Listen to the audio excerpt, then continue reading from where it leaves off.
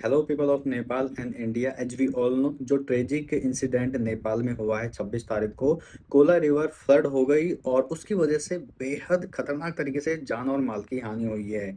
और अब तक के जो डाटा है उसके अनुसार 900 से ज़्यादा लोग मिसिंग हैं और more than 350 people has died. And it's not a small number, it is very tragic.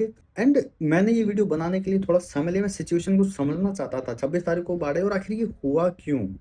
देखो, जो हुआ उसके बारे में हम केवल सांत्वना व्यक्त कर देते हैं चीज़ों को। अरे भाई, बाढ़ है, प्रकृति का ये हो गया, वो हो गया, ये कह के हम इस चीज़ों को टाल नहीं सकते हैं। जिन्होंने जो खोया है वो ज़्यादा बेहतर इस दर्द को समझ सकते हैं। इवन असम में भी रिसेंट जो बाढ़ का इंसिडेंट हुआ वो ऐसे ही नहीं हो गया। कभी शिवसागर में बाढ़ नहीं आती, वहां पर बाढ़ आ गई और काफी लोगों को जान गंवानी पड़ी, बहुत ज्यादा जान और माल की हानि हुई, पशु मर गए। बट आखिर ये हो क्यों रहा है? इस तरह के जो इंसिडेंट हैं, और नेपाल की तो भाई जो हालत हुई है वो मतलब सोच से भी बहुत बड़ी है और बहुत पीड़ा देने वाली है। इसलिए हमको हर चीज के पहलू में खुद को रख के देखना चाहिए। खुद के स्वार्थ, खुद के डेवलपमेंट के चक्कर में हम कहीं खुद गलती तो नहीं कर रहे हैं, ये वाला भी एक पहलू देखना चाहिए।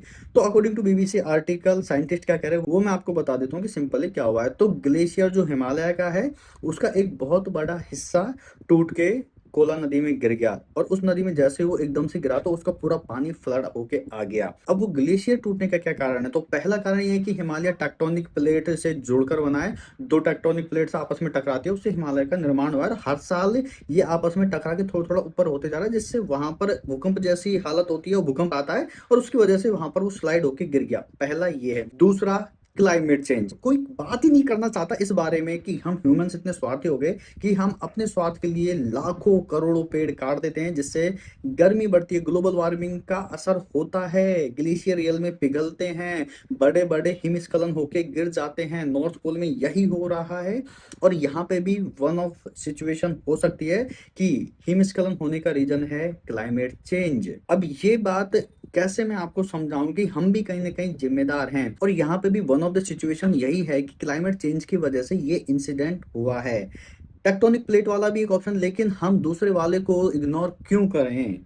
भाई, हमारी गलती से भी तो हो सकता है ना। Climate change is real. लाखों करोड़ों पेड़ डेवलपमेंट के नाम पे काट देने से कोई सॉल्यूशन नहीं हो जाएगा। हमको पेड़ बचाने होंगे। कोई पर्यावरण को सीरियसली क्यों नहीं लेता है? So people like us can raise our voice for nature, but government take action से वो लाखों पेड़ कटने से बचा सकती है। अपने धन्ना सेठों को गिफ्ट देना बंद करो गवर्नमेंट, प्लीज।